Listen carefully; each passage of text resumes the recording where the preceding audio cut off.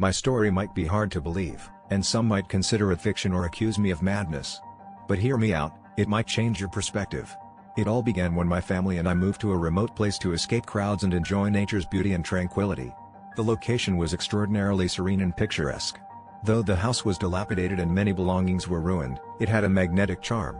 The renovations we planned would transform it into a paradise, and I couldn't wait to live in a home I dreamed of since childhood. Let me start by describing the new house upon our arrival.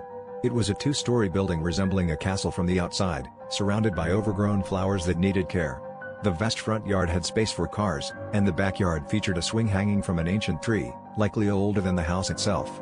There was also a small lake with swimmable water and a lakeside hut I intended to turn into my art studio. Inside, the first floor had an open-concept kitchen, which I disliked, as it made me feel watched, a guest room, a living room, a grand dining hall fit for royalty, and a breathtaking bathroom with a balcony overlooking the backyard.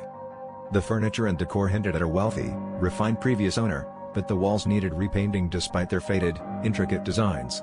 The lakeside hut was cluttered with tools and scrap, but I was determined to make it my kingdom. The second floor had 3 bedrooms, each with a bathroom, a playroom, and a gym. There was also a small glass-ceilinged attic for stargazing and a basement for storage.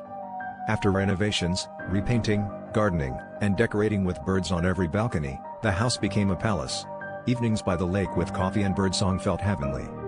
Life settled into a routine, studying, weekends dedicated to piano practice, and blissful peace.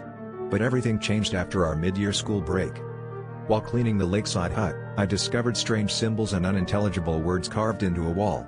As a prank, I photographed them and convinced friends the house was haunted. I forgot about it until eerie events began.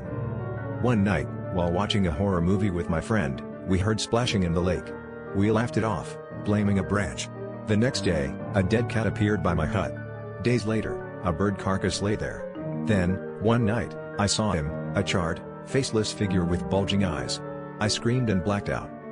My father dismissed it as exhaustion, but the hauntings worsened. Burns appeared on my body after nightmares of the figure chasing me. Desperate, I contacted an online occult expert who recognized the symbols. He warned they were part of a ritual to summon a spirit, a man who died burning. By reading the symbols, I'd awakened him. We rushed to my friend's house, only to find her engulfed in flames.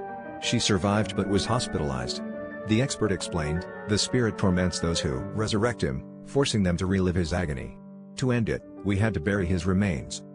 In a vision, I witnessed his death. Murderers burned him alive, tied him to a branch, and drowned him in the lake. His father later rebuilt the house, but rumors of hauntings kept buyers away until my family moved in. Guided by the expert, I dove into the lake, freed his skeletal remains from the branch, and buried him. The haunting stopped, but scars, physical and emotional, remain. My friend barely survived, and I'm left wondering, how do I forget? The burns on my hands, her trauma. How?